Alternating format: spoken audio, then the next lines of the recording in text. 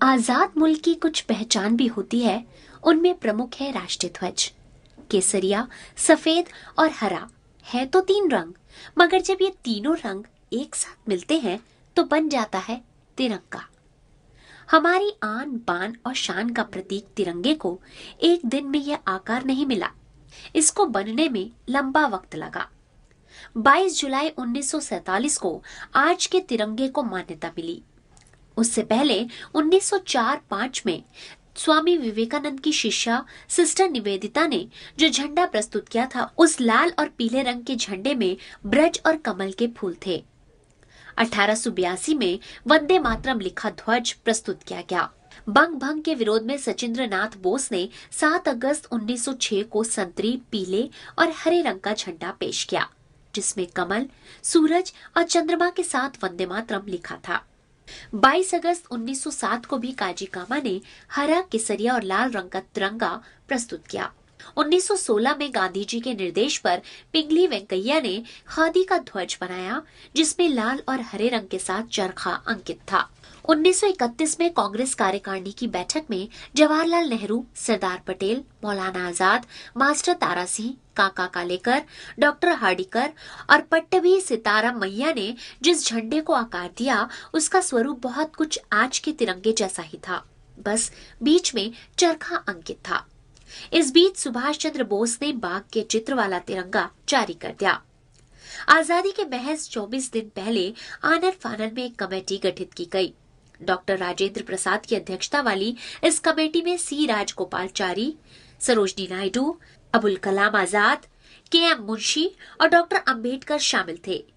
पिंगली वेंकैया की कल्पना के इस तिरंगे में सारनाथ के चक्र को शामिल किया गया।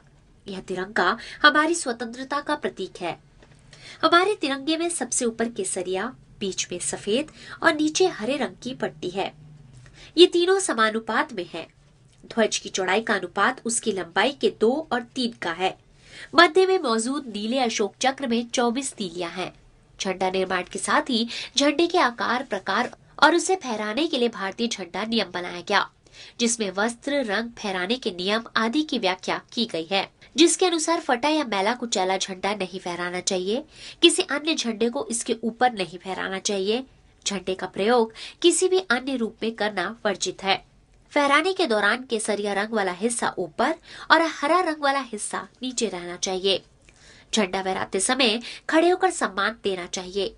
पहले आम भारतीय को झंडा फहराने का अधिकार हासिल नहीं था, लेकिन उद्योगपति और सांसद नवीन जिंदल की पहल पर 26 जनवरी 2002 को भारतीय ध्वज संहिता में संशोधन कर सभी नागरिकों को किसी भी दिन बिना रुकावट इसे फहराने की अनुमति दी गई।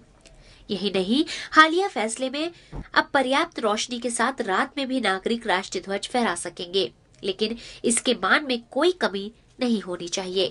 इस ध्वज को सांप्रदायिक लाभ, पर्दे या वस्त्रों के रूप में प्रयोग नहीं करना चाहिए। ध्वज को आशय पूर्वक भूमि, फर्श या पानी से स्पर्श नहीं कराना चाहिए। वाहनों के हुड, ऊपर, बगल, आगे पीछे, रेलों, नावों या वायुयान पर नहीं लपेटा जाना चाहिए। इसी के साथ इसके हर स्वरूप का उतना ही सम्मान जरूरी है। कागज के बने झंडों को भी पूरा मान देना चाहिए, न कि उन्हें इस्तेमाल के बाद सड़कों पर फेंकना।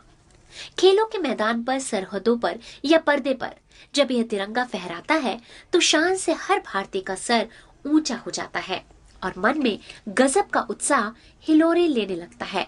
साथ ही होठों से अनायास निकल पड़ता है, विजयी विश्व तिरंगा प्यारा, झंडा ऊंचा रहे हमारा।